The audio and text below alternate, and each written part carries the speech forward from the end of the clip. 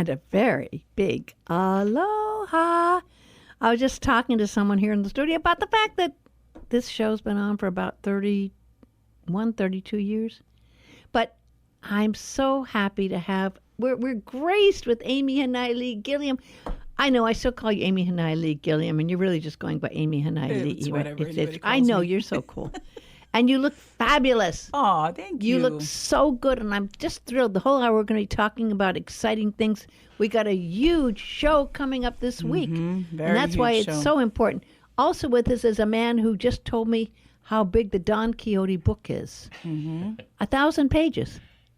That's what he said. That's what you said. Oh, 900 pages. What on his Close enough. Right. Close enough for rock and roll. And your name is? Richard Cray. Okay. I mean, he goes by other names, but we're going to call him Richard Cray. Okay. For this hour. And you play Don Quixote. Don Quixote, yes. And we're so thrilled. You know, I don't think there could be a better time for this show than now. I have to agree. I'm getting chicken skin. I am just thinking about how important and what we've gone through. But before I do that, I gotta do a toast here. I'm not drinking because we're not allowed to drink, and that's not open, folks. But you brought in a beautiful glass, and this is so lovely. Oh my God, what did you bring me here? I brought you my California white blend. It's a lovely bottle with a beautiful piece. That is actually your design of you that you use on my cacao. Yep. Yeah, cacao or tattoo. Yeah. Oh, it is. Look at. Oh, I should take a picture of the tattoo. So that is for you. I was trying to remember, and I've seen you in a lot of shows. How many pieces have you done? How many musical pieces have you done? I don't even know. It's got to be about. It's got to be. I started to think of at least 7 that I've seen you in. Yeah, I mean, I haven't done theater in a while since Evita, and I'm always touring and doing my thing, and I decided, I think I'll maybe do one musical a year because I miss it. It gets kind of boring on the road by myself. I'm the only girl. I'm with the old boys, and Who are you touring with? That it's all my band. Oh, your band. Yeah, I love my band, but it's different when you're in a cast and there's camaraderie, and you get very close, and you can work off each other, and it's just a different vibe. It's a way different vibe. So when I heard that there was going to be a big show, I went, oh my gosh, we're going to be missing the person we usually would do a big show like this with. And I thought, who in the world can do it? Okay. And then I met you, and I have to say, I heard it was one thing sent to me, which was a promo that you did. You did a piece where you just spoke, and I listened to that piece about the show. And oh my God. No, really, really. And this was just about a month or 2 months ago. This was before we were in the final stages, which you're in right now, because the show is this weekend and then the following weekend. So you're already. You're already. It's Friday, Dickie. I know. It's hard to believe after all this time of work that you're finally in the final stages, and it's going to. I can't wait to go. I'm going on Sunday. Oh, great. Well, because I want to go at 3 o'clock, and I'm getting older. I'm just saying 3 o'clock. So I'm really, really excited about it. But when I saw him doing that one soliloquy on your own without the right lighting or anything, just you and a camera catching you. Actually, it was a phone. Producer's circle. Yeah. That's probably what it was. Okay, you sold me, because this is not an easy thing to do. And you have to have the ability to believe. Wouldn't you agree in this role you have to? Mm-hmm. It's a complicated play. It's a very complicated play. I'd forgotten how complicated until I talked to you in the last interview. I'd forgotten how complicated and deep this play is. Why do you feel, Amy, that it's, and I know what I think, but why do you feel it's really important for our time and for this island right now? Well, I think the island needs hope. We went through our devastating fires. We went through COVID, and we've gotten just unbearable situation going on. And I think that it brings a lot of hope to our community. And I think it's the right time to do this. Finding hope through despair. And this play, this is the second time I'm doing it. The first time I did it, I was way younger in college.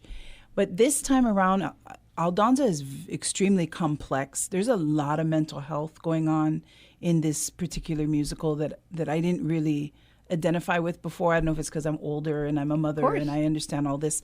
But this time around, like in the prison, you look at everybody in the prison and everybody has their own character and their own backstory. And you know, it's a vile, despicable, very unclean. There's a lot of mental health issues going on in the play. And it's very interesting this time around.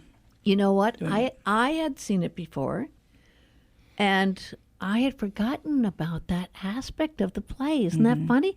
In my mind, all I could remember was, you know, kind of the inspirational, and I'd even forgotten. Dream. Yes, the Impossible Dream was all that kind of came back to me, and the inspiration. I'd even forgotten that it was based on that whole idea of a fantasy in the prison. And so I'm going in with kind of like, well, they call it in Zen beginner's mind. I'm going in with a beginner's mind, you know, and going with a fresh look at it. And going at it where you are now in your life, and you've done so much. And I don't even know how many albums you've got out. How many do you have out now, Amy? I have 17. You beat me. I've got 15. And yours all are amazingly good. Oh, thank you. Multiple awards and all kinds of recognition. And I don't even know how many performances you've done. You probably don't have a clue either. I'm just always performing, right? Yeah. And so at this point in your life, you bring all of that with you to this role. And at this time that we've gone through with so much emotion on this island, you know, when you hear stories and you hear and run into more people than I do, aren't you amazed that everyone's got a different story, but everyone is feeling something? It's like this million different parts of the same image described in so many different ways, isn't it? Truly. You know, I'm on the commission for Lahaina with there's 90 of us on this commission. And one of the ladies reached out to us and was on a Zoom with us explaining really the nitty-gritty of what's really going on when it first happened. And one of the major issues was that everybody didn't speak English. Some spoke Filipino, some spoke Samoan, Tongan, and Micronesian, and they couldn't communicate because everybody only spoke English. And that right there it must have been so incredibly difficult. I mean, talk about mental health. I mean, and then having to go into these hotels and having to stay there and not being able to express yourself. And you know, I just did the concert this past Saturday in Lahaina at the Civic Center, and just how Lahaina has come together is so strong. It's just amazing how everybody's been able to find their space and work together. It's truly amazing. Was that one of the reasons you think it was this particular show, which is so amazing, was chosen to be performed this year?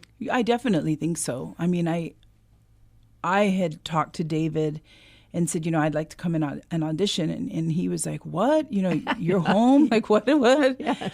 And then he had cast Richard in it, and I was like, "Oh wow, that's." Oh, you knew Richard already? No, I didn't know Richard. Okay. No. Apparently, we're Facebook friends for 15 years, but 15 years. but you know, Richard, among your 50,000 or 60, or how many Facebook friends? I'm afraid to ask know. you how many hundreds of thousands of Facebook friends you have. But Richard brings the reason why I was so interested, knowing that he was going to do it, was that because he's such a pro, and that level of musical theater pro-ness, I hadn't been around in so long that I wanted to up my game and try and rise, you know, to the occasion and get disciplined. Did you two kind of interact in that way and kind of lead each other down an interesting path on this role? Did you? Oh, I did, definitely. I would say last night, Amy. What happened last night? Oh, Tell us. She was amazing. You were doing a dress rehearsal last night. Yeah. You know, full orchestra, everything. Right. We have so many variables thrown at us right now. We have the orchestra, you know, we have the conductor yelling in the pit.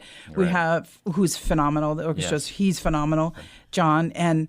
But he's times, you know, 6, 8, he'll be yelling out, and we're like in the middle of a scene, and I'm like, Did I skip a line? Is there a line that Right. says 6'8"? Yeah. He was singing So- the oboe part, and Right, I'm he's trying singing to the keep oboe my thoughts and speak lines. But Yeah. But when you've had an interesting background, yeah, I from started. your- I started when I was 9 years old. My first audition song, the first time I ever walked across the stage and gave a pianist sheet music to sing a song for a theater audition. I sang "The Impossible Dream." Not. At 9 years Wow. old, and I learned it Oh, by my. listening to Jim Neighbors on the Gomer Pyle show. Oh my Sing it. gosh.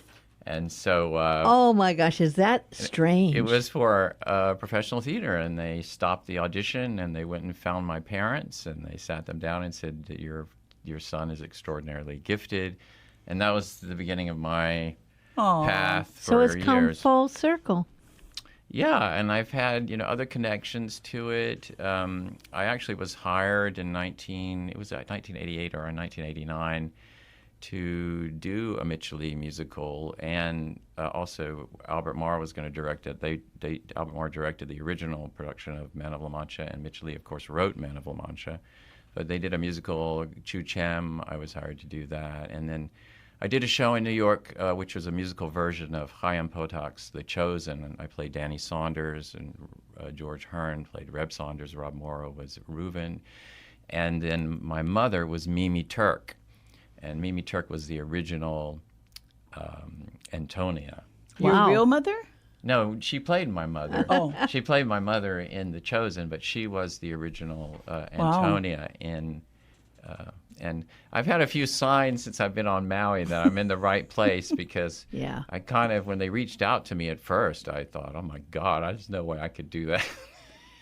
And so I kind of ignored them. Well- But when I came in, the first day I flew in, the couple that was sitting next to me, I was in an aisle seat, and they opened their, the window shade, and I saw fluffy clouds and then blue skies, and then I saw windmills on Maui. That was the first thing I saw. Oh, right, And then the first time I went to the Coach Sakamoto pool to swim laps, the gentleman at the end of the lane, said, "Can I share the lane with you?" I said, "Sure," and we chatted up, and he said, I told him I was here doing Don Quixote and Man of La Mancha. He said, "Oh my God, I used to listen to that cast recording over and over again when I was a child because my dad was best friends with Richard Kiley." Oh my Richard gosh. Wow. Kiley was the original Yeah. Don Quixote. Oof. So there's a little signs of that I'm in the right place, and I keep reminding myself. I mean, there are certain things that Don Quixote lessons that he teaches as he goes. What are the that, major things that you Well, feel? the Man of La Mancha, was written by Miguel de Cervantes in the early 1600s. Really? And he wrote it in a prison, right? So this particular version of it is he's been sentenced by the Spanish Inquisition for foreclosing on a church, and so he's in prison, and they threaten to burn his manuscript, which is actually the manuscript of Don Quixote. My gosh. They threaten within a few minutes of him being there. They put him on trial in the prison, and they threaten to burn his manuscript. Wow. And in a sense, to divert their attention away from that and to save the manuscript, he tells the story of Don Quixote to Wow. these Seriously, this is true. This is the story of Man of La Mancha, the musical. Oh, okay. So, and through a series of moral plays, and this particular role is Miguel de Cervantes, Don Quixote, and Alonso Quijana is really, I would say, the greatest role ever written for a musical theater actor. So it requires you. I have 4 songs. I have about 1,000 lines. There's over-the-top chivalry romance. There's stage combat. He has a mental breakdown on the stage, and spoiler alert, he dies. So there's a lot that you go through, and of course you're playing. Don Quixote is the character. He's acting out through the play to the prisoners. And over a series of 2 hours, these people that are in the prison, they become, from being sort of hopeless, that they start to see the sacred. Yeah. And that sacred is something that is so Reflective. hard to convey. Except there's this amazing history, energy, and this ability to transform yourself to that place because we are in that time. Absolutely. I mean, don't you feel that there's something very sacred? Absolutely. Yeah, absolutely. And it weaves in and out. You know, the Inquisition comes back, and then we got to flip out of character, then realize, oh my gosh, we're still in the prison because Don Quixote has brought all this hope to us that we're acting out all these plays that he's having us do, all these scenarios, and then boom, suddenly the thing comes down, and oh yeah, I forgot we're in the prison. Wow. we're back to I am so relating to this because of what's going through in my life. Yeah. There is this split in my life where that same kind of energy of what's going on and what's not going on and what's real and what you need to survive. And I think we've all been tested to some degree to have that hope. And there's something so magical about to dream the impossible dream. And you sang it, and I saw the recording of it. That was about a month and a half, 2 months ago, where that first recording wasn't professionally done. It was just a little photo of you doing it, singing it. Right. And I didn't really know your background of anything. And I heard it, and I'm going, wow. You know, and it's that energy that we need to convey this, you know. It's two special weekends, right? Very special, yeah. Two very special weekends. And I just want to remind people to get tickets because it goes by fast. And this is something that never, ever will happen again. This is 2 weekends of some magic and a message that will inspire you in levels that you can't quite imagine. You know, I was thinking about this the other day. I was thinking how music, because I write, right? And I write a lot. But I always write words, spoken word usually, to music. But sometimes the music says so much more than I can say. And I think in this theater, I sense that conveyed in the music. But you have to, I don't know, how do you let go of yourself and become that enough to convey that energy that conveys hope? Well, through Aldonza, you know, she goes through a lot. She is so lost in the beginning and so used to what her world is of sleeping with all the muleteers and surviving the way she knows how to survive. And that's all she knows. All she knows is this prison. She's never been outside. Wow. She's never seen the moon. She's never seen the sun. Wow. She's always been in this prison. So when this ray of hope, Don Quixote, comes in, she's super defensive, and she's just like, I don't know what you are or what you're doing, but I'm having no part of this. And then he just keeps working her, and you know, with the beautiful words and the beautiful songs, and she starts changing, and she starts changing over time, and then boom, she's hit with the muleteers again after she gives in to him, and then I don't want to say what it is, but she's just completely broken. And towards the end of the show, she just lets Don Quixote have it. You know, you've given me all this hope, and now look what happened. You know, and so by the end, when, you know, in the finale, at the very, very last scene, everybody in the entire prison has changed. Everybody. I can't help but think of that broken, open, you know. Actually, there was a song written like that. But, I mean, it takes that to play a role like this, doesn't it? I mean, it takes breaking yourself open to be able to carry that magic that you have to let come through you, don't you? It does, and I think, you know, every actor, every performer has their own process of getting there. It's been really interesting to watch Amy through that, and for me, I have to get used to where I am, the space that I'm walking around in and being in, and then I'm just having the words in my head. And then, of course, there's the layer of Cervantes. You see, Cervantes is acting Don Quixote. He's in there, and I think that he has a genuine attraction. So it's two characters he's playing. He's in a sense teaching her through the character of Don Quixote. Yeah. And the beautiful moment at the end is when she says, "Don't you remember the quest that you taught me about? To dream the impossible dream, right? To fight the unbeatable foe, to bear with unbearable sorrow, to run where the brave dare not go.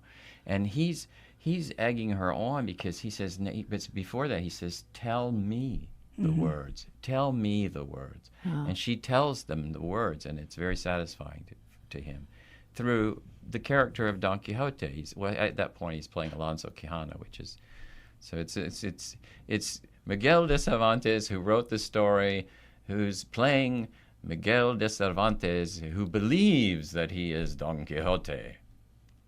That's about it. That's it. And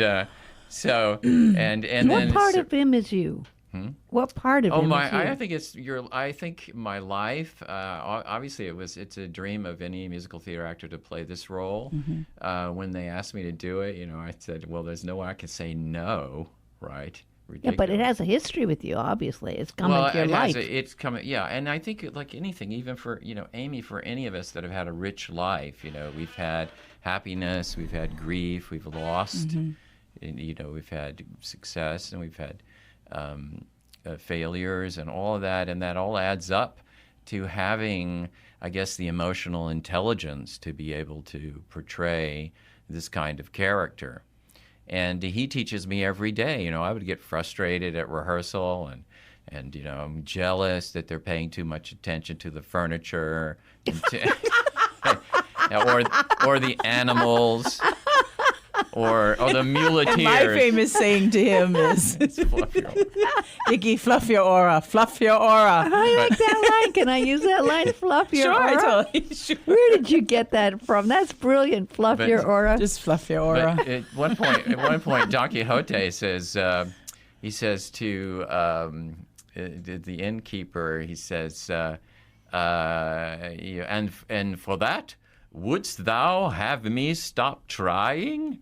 Oh. Nay, let a man be overthrown 10,000 times. Still must he rise and again do battle. The enchanter may confuse the outcome, but the effort remains sublime.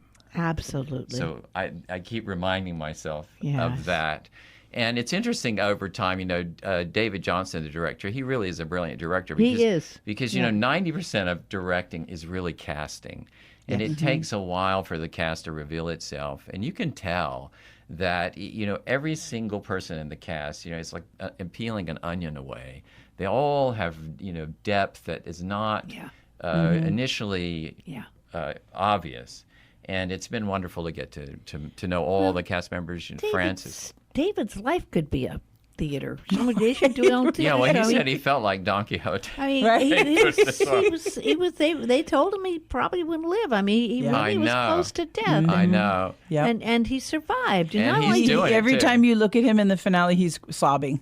Yeah. I mean, He's sobbing. not only did he survive, he came back. Some people thought there was no way he could come back and do this theater again. And he just, Right. that spirit, That's will. That's will and spirit. And, and I'm sure, like what you said, I mean, he's sobbing. So obviously, I mean, I know I will be too, because this story has something that goes so deep. Yeah. And it was such a perfect story for now. Yeah, it is and for what we need. Right. I feel really honored to have this opportunity to tell this story, and for those very reasons that I believe that people, when they go to the theater, that's why they go, because they have a cathartic experience, and hopefully it'll be they can release their grief or I was telling someone the other day how you cannot replace theater with movies. You cannot replace theater with what you watch on TV. It is so different because of the energy of being live, that is interactive, and the feeling someone in the audience gets when they're watching you both tell your story with your heart and soul. You can't ignore or shut yourself off from that power, that emotion, and that story, which is somehow going to cause something to react in you, And when you have a whole room full of people that are reacting and allowing themselves to be open, that's when magic happens, right? I mean, that you've been through there. You've done these shows. You've seen the magic of live theater. And I think this is the first live show we've seen from the Maui Academy of Performing Arts at the castle in how many years? Since COVID. Since before COVID, yeah. It's a long time. 6 years or something, I think. Yeah, a long time because, and what a perfect show. What a perfect Absolutely. show to come back with, because it tells such a story now. You cannot replace that with TV, folks. You can't replace that. You have to come and be there in person because there's a synergy, there's an energy, there's a spirit that comes through you and your music and what you're going through and what I'm going through and what the people there are going through. You can't shut that off. You're dreaming the impossible dream. How could you shut that off, right? Right. So I think it's so important, And I have to thank you because I know how hard you work, and I know for you it's like a strange coming home, isn't it? I mean, because you've done it before. I did Phantom, Moriestin's Phantom in 2003 at the MAC, and so that's kind of, they remembered me, and they reached out to me. And did David direct that? No, John Langs directed that, a young director who's now the dean of the School of Drama at the University of North Carolina School of the Arts. But David was producer, and he was always this, sort of loving figure in the back. Yeah. I was here on Maui for 2 years, and I probably would have stayed. My mother actually passed away on opening night of Phantom. Oh, my gosh. And so it kind of, it was heartbreaking. So I ended up going back to the mainland, but they remembered me, and they remembered you fondly. David reached out to me. John, the music director, he didn't know me, so I did do an audition tape. I worked with Nick Venden, who was the conductor of one of the first national tours of Les Mis, who is a neighbor and a friend. And we worked for 4 days trying to put something together that was respectable and send it off. And I thought, oh, well, at least I gave it a go. And the reason why I did it is I had to take the message of the show seriously, or I couldn't take myself seriously, right? So, and the message of the show is whether I win or lose does not matter, only that I follow the quest. And essentially the idea is the effort is the important part of it. And this is a piece that this is just a saying. I don't know the writer. I think the writer is unknown, but this to me sums up the message of the show. The way you alchemize a soulless world into a sacred world is by treating everyone as if they are sacred until the sacred in them remembers. Beautifully said. Wow, that's beautiful. Beautifully said, and that is so true. You obviously wrote that down so you could remember it, and thank you, because that's a beautiful message. Yeah. Absolutely. That's Don Quixote's message, and certainly to Aldonza, who he calls Dulcinea. When you do this, how does it make you feel right now, knowing and as closely related to Maui as you have always been? How does it make you feel when you do this show? What's your emotions when you're going through this? Well, I get in the zone, and I'm, Aldonza. And I guess it's just a lot of, I'm at a place right now where I can really focus on the emotion side of it, which, I've been in Japan 2 times, and I've been in D.C., and everybody's like, where is she? During rehearsal time, but I had to work, So now I'm home, and I can really focus on the emotional side of Aldonza, and certainly going through what we've gone through here has helped me with that, in bringing that emotion to fruition. And, my things that have happened in my past, my mom's passing, my dad's passing, my grandma's passing, all in a row. And, all of that complexity in internally in you it also brings all that emotion out. And it's to me, it's the job of the actor to let it all go and then hone it back to where you're not just a puddle on stage walking around. It's hard to control that. That's the art. Yeah, that's the art. Yeah. Yeah, and that's the art that's a pure art, but it's also allows your own spirit to come through it, I mean, just amazing.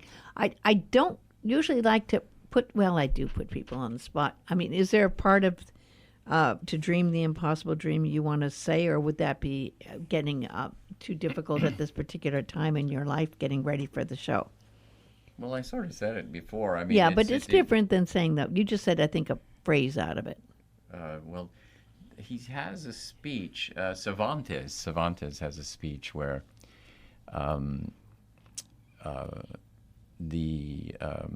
is it Carrasco? He talks to him, says about life as it is. He says, my friend, I have lived over 50 years, and I have seen life as it is. Pain, misery, hunger, cruelty beyond belief. I have heard the singing from taverns and the moans from bundles of filth on the streets. I have been a soldier and seen my comrades fall in battle or die more slowly under the lash in Africa. I have held them in my arms at the final moment. These were men that saw life as it is, yet they died despairing. No glory, no gallant last words, only their eyes filled with confusion, whimpering the question, why? I do not think they asked why they were dying, but why they had lived. When life itself seems lunatic, who knows where madness lies? Too much sanity may be madness. To seek treasure where there is only trash.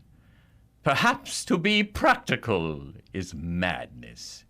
And maddest of all, to see life as it is, and not as it ought to be. My gosh, that's amazing.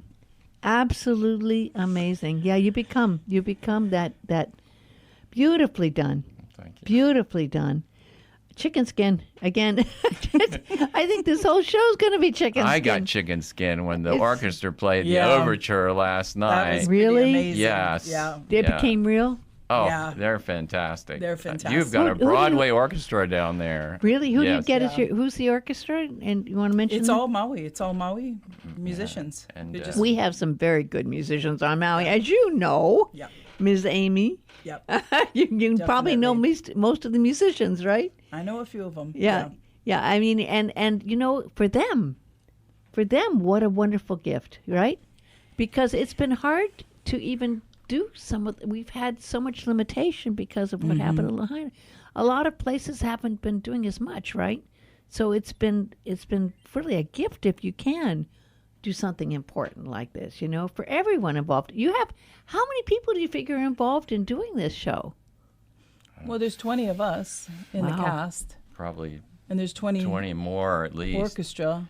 Probably 75 people. Probably about 75 people, At least yeah. all together with the That's a support lot. staff, the crew, Mm-hmm. our stage manager is fantastic, Angel, and then Francis. Yeah, Francis is wonderful. Is Francis Taua. is Yes. Sancho, and my sidekick, my practical id. Ah. And there are a lot of other great Maui actors in the show. And then we have various levels of experience. We have a couple of people who've never been in a show before, and then we have Amy. She's such a great. I love her. I mean, she's such a grounded person, a real person. Do you think and, of yourself as a grounded person? She must. Do you? I'm pretty no nonsense. No nonsense, I'm no that's what I would nonsense. say. Yeah, I'm She a no is. nonsense kind See, of I person. wouldn't have thought of you because I only talked to you about shows you're doing, things you're doing, Yeah. your life, and Right. different. So I've only seen that part of you, which is talking about the creative part. So I've never thought of you as no nonsense. Isn't that interesting? Yeah, I think never have. Francis is kind of the same way too. We're cut from the same mold, right? We're Loudon Yes. kids. We all grew up Right. with Miss Loudon. Yeah. Well, Mau Youth Theater, and then Linda Takita, and then Quite a Miss heritage. Loudon was Quite a heritage. very no nonsense type Really? of drama teacher. Yeah, Wow. she was very no nonsense. Yeah, they've been good at cut. Sometimes I've had smoke coming out of my ears a few times. and Amy would say, And he could "Fluff get. She your got. aura." She got the hose. It's Fluff not a your bad aura. thing. It's just it's a different process Yeah. to come in and do a show like this Yeah. for Oh, me. yeah. So, But I've really enjoyed getting to know all the cast members individually, and it's been a Well, and it's not over. I mean, Oh, all my of God. all of this work for this weekend. people have no And idea. it's Friday, Saturday, Sunday. The matinee Sundays at 3:00. And then next weekend too. and next Right, weekend, Friday, and Saturday, Sunday. it's you get the tickets through the Maui Arts .org. Yeah, MauiArts.org. Only you MauiArts.org, can only get the tickets through Yeah. MauiArts.org. In this case, I'll tell you something that impressed me is the fact that they kept the prices so reasonable compared to what, this show. I mean, we all know. I would imagine we can guess what theater like this would be Yeah. in any other place. I mean, if you were going to a big city, this thing would cost you, if you were lucky, to get it for $500. You'd be very lucky. And it probably got sold out, and people would buy the tickets, and next thing you know, you'd be trying to get a ticket $1,000 or more, right? But here, I mean, you can get, what are the ticket rates? I was shocked at the prices. I think they're from $15 to $65. That's Is that right? amazing. Yeah.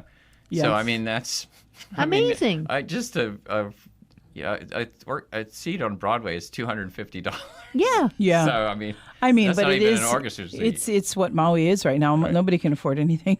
Right. Yeah, I know this, and Yeah. I that's why I think I appreciate Yeah, the fact that this definitely. was recognized. Yeah. There's so many people trying to survive that they've had to raise their prices, but Yeah. a lot of people have to then been left out by going out to eat or something because the prices have gone up, So I have to bow. I don't know whose decision it was to keep this so affordable, but I have to really thank them because that's amazing that you could do it at that price, And I tell you, I mean, not only the actors and the music and the orchestra is phenomenal, but the staging is phenomenal.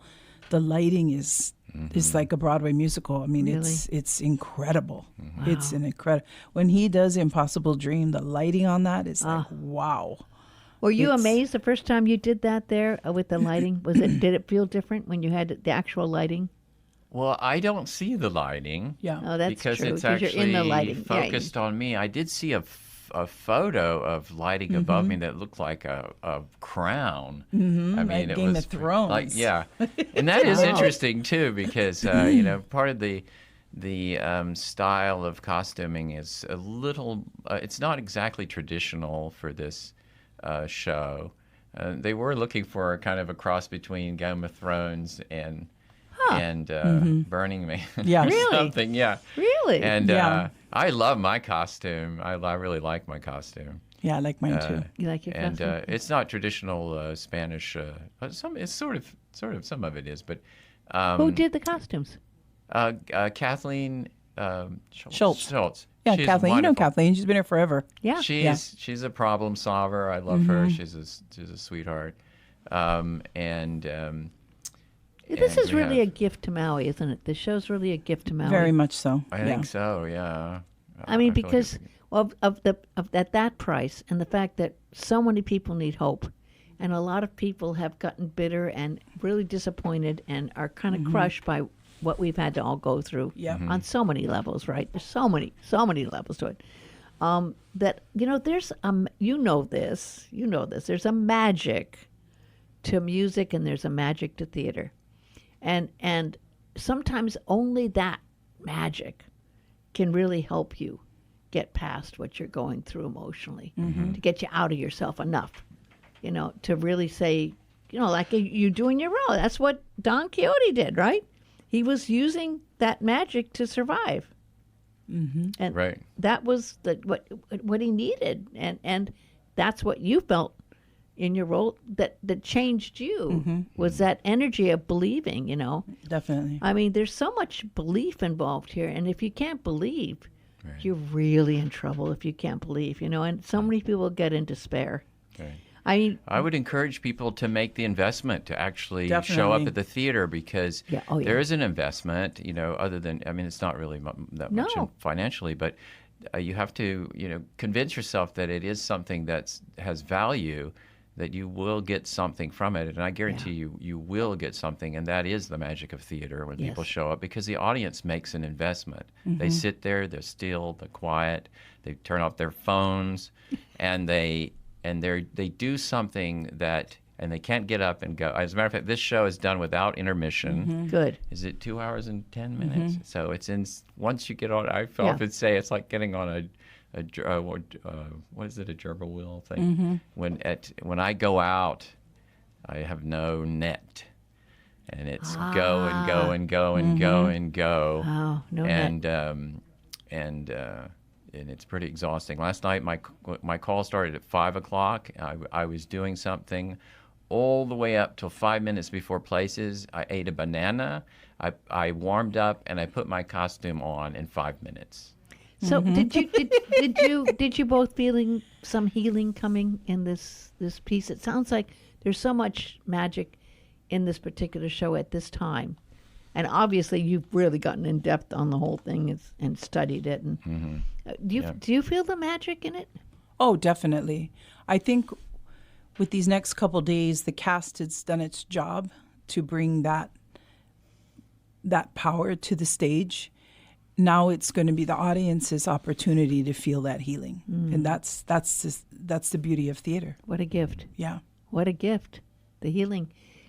What you obviously, when I hear you talk and say some of these words here, somehow you've learned to become that character. It's not like I doubt for a second when you're saying those words that you're someone besides what you might be here in this body and this personage of you. How do you let go so much where you can just become that, or trust yourself enough to just become that? I have no idea what I'm doing.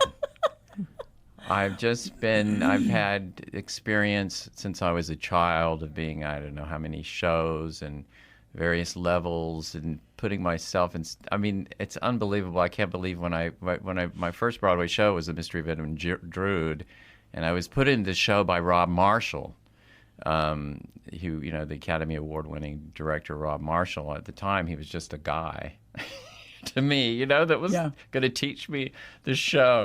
And I went into Edmund Drood after had been running for 2 years, but it's mostly terrifying. I was going to ask you. That was going to be my next question. I think it's a lot of repetition. It's repetition. It's a lot of discipline. Yeah. It's a lot of honing your craft over the years. Trust as well, trusting and then bringing your emotion over time to that character. So that's interesting to watch people, actors work. I mean, with Amy, essentially you're learning your lines, you're trying to figure out where you're supposed to be, and then at some point, your intention becomes honest. Yeah. It becomes real. Yeah. The emotions become real. So and you have to let all that go. Yeah. And just be the character. And just be present and be in the moment. And those are things. I've had a few moments, I think, where I get there. But right now, it's really about the mechanics. I don't think a lot of people understand how much effort is involved in producing something that is we're going to do 6 performances, and it's going to woof away. And it'll be a memory in our lives, and and that's one of the things that's hard about being in the theater, is you have a family, and it's as if, boom, they're gone. The magic is there. We'll see you at lunch in Long Beach. Do this, 6 months from now, you'll be. I hope someone is going to videotape this. I'm sure. I think archivally there'll be a videotape. Yeah, but I just want to say about that. We all count on that, and a lot of our life is now like watching a videotape. There's no way in a videotape that you can capture what is the energy in something that's live. And you can watch something we're all used to standing back or sitting back or laying back and watching the TV. You don't have to be involved. You can look separately. In theater, live theater, you are in person. You are part of that energy field. You're part of that dreaming of the impossible dream. And it is so magical, and it's so wonderful, and it's life-changing. And it's something you'll always remember. I don't know how many things I've seen on TV, and I can remember. It's like, oh, yeah, I watched that. I don't know how many. I don't know. I remember how. But it's not like that when you see a show like this. Right. You'll go back and go, I was part of that experience, right? They become part of you. Yeah. While they're watching you, they become part of you, and they want to feel what you're feeling, I think, in a way. They've got to give themselves enough up to it that they can actually feel what you're feeling, which is kind of magical, really kind of magical in a way, isn't it? It is, yeah, magic. I remember some Broadway shows that I was fortunate. I was fortunate to be at the Schubert Theater for the 10th anniversary of A Chorus Line, where they brought back 360 cast members from every Broadway company and every national tour, and they did one. The number one singular sensation. I saw that They did that with 360 people coming out of the wings. I saw that in Beverly Hills. And that was the theater. amazing. Yeah. And they all were in costume. They all had their costume because the cast members in that show got to keep their golden top hat. Because they were all in costume. That was the New York Public Theater that produced that. And I remember seeing the original company of Sunday in the Park with George on Broadway. And you're talking about moments that when you remember seeing certain shows. And they're part of your life. Yeah, I was at the 100th anniversary of the Met.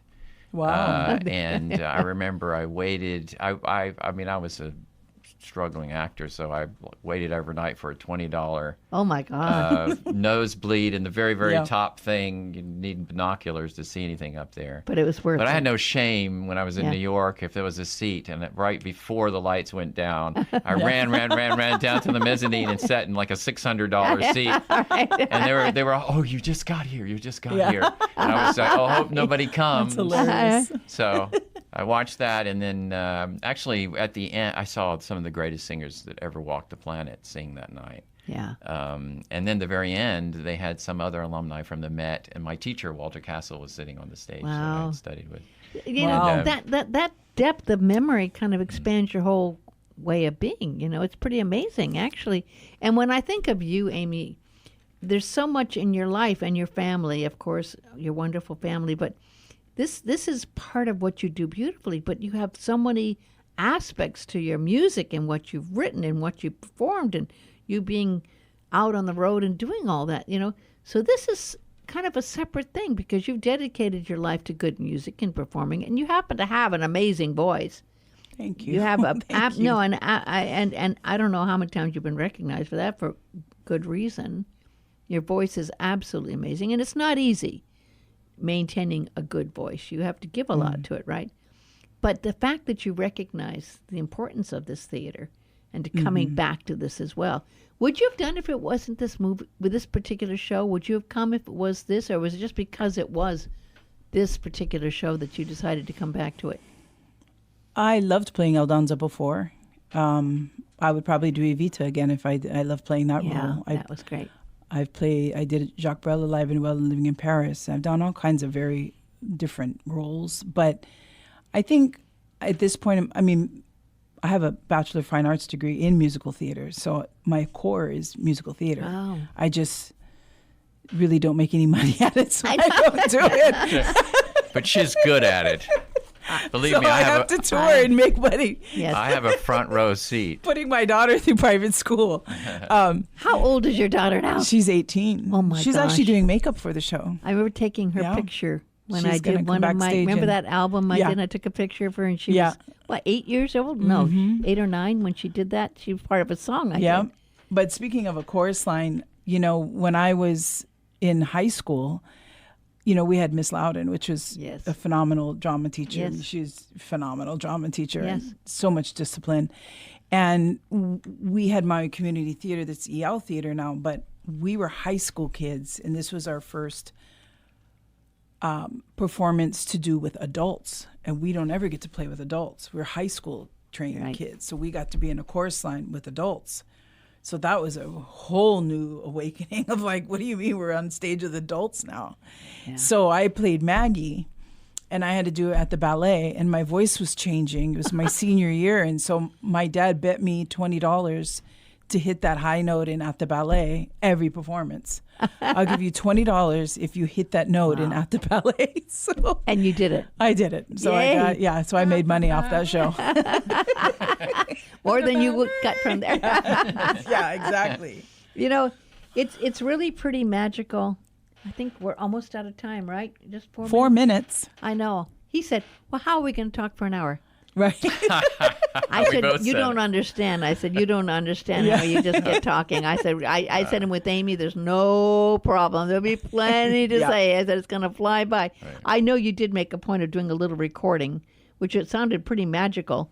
And Oh, I don't know. If you could play. Yeah, I we guess have if it. you have. He actually recorded it. Yeah, So we you- made these AI songs. We gave Perplexity the task of writing the lyrics of writing a song about Don Quixote on Maui, and another program, AI program called Udio that turns the text into an actual song. Wow. You give it different prompts like a slap key guitar or Mm-hmm. Hawaiian style, or you could. I don't know, which one do you have there? Well, we'll If it's play it and we'll in hear. the land of Aloha. I hope it's that we'll one. hear. Aloha. Yeah. Is it in the land? Yeah. Of Aloha? Aloha, listen up, I got a tale to tell. About a night he fought windmills, you know him well. Don Quixote, the man with dreams so bold, chasing windmills, seeking glory untold. In the inland Mancha, he rode on his trusty steed, with Sancho Panza, his loyal friend indeed. But in his mind, he was in a different place, a world of chivalry, honor, and grace. Don Quixote up in that windmills in the sky, chasing his dreams, though they may seem too high. A knight of old in a world so great, fighting his battles in his own unique way.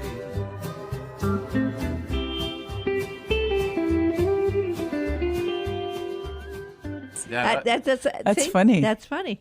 And I don't want to forget mentioning, how many wines have you now put out, my friend? This is my 13th varietal. Wow. Yeah. Wow. Isn't It'll that be there at the amazing? show. Oh, good. Yeah. You're going to They'll have it all at concessions. or just this new one? All three of them. Palihua, Rosé, the red wine, and the white wine. That's lovely. Are there going to be any other things people can invest They're at in? Costco. Okay. They're at Costco, yeah. Okay. So I don't understand how you did that. Yeah, well, that's a whole other We hour. only have 2 minutes. Oh, I It may don't- not be now my kind of mind is like- racing. It's Oh, you should mind hear the other boggling. one. The other one is Oh, my there's God. two of them. But we don't have time for all of that. Right. Oh, there it is. Listen, Yeah. listen. Where the waves dance gracefully and the palm trees sway, there lived a man named Don Quixote, brave and bold, with a heart as vast as the Pacific Ocean. This is the tale of his valiant deeds, sung in the rhythm of the ukulele and the beat of the hula. All right. Well, you know, I tell you, the time is flying. I cannot wait. People can get tickets. That's Again, funny. tell people how to get tickets. MauiArts.org. MauiArts.org. Maui Arts and Culture Center. Do get your tickets. Yeah, Do better get your- them because they're flying out Yeah. the door. I really believe it, and the price is so affordable, and it's going to be such a memorable experience. I can't thank you enough for taking Thank the you, time. Cindy. This is Thank you. Last week, your very busy time. Thank you for coming in. It's Thank always you. wonderful to see you, my Thank friend. you. God bless you. I love what you're doing, and Thank I you. am going to be there on Sunday. Don't miss this one. This is going to be a life-changing, inspirational one that'll lift your spirits and Absolutely. give you hope. We need that hope, don't we? Yep, we need the hope. Okay. Well, thank you, and thank you very much. We love you, and I'll see you soon. Love you too. Thank you. Going out with- True knight of honor, with a heart so grand.